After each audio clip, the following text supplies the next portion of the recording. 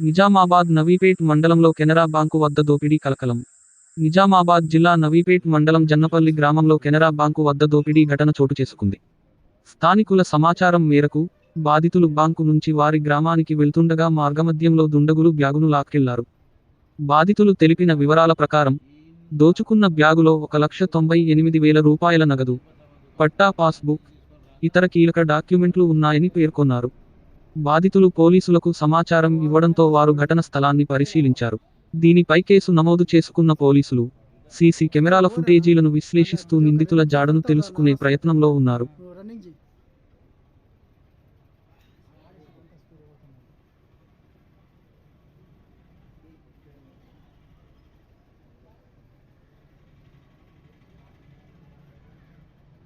వెనక రవిలా నానొస్తాడట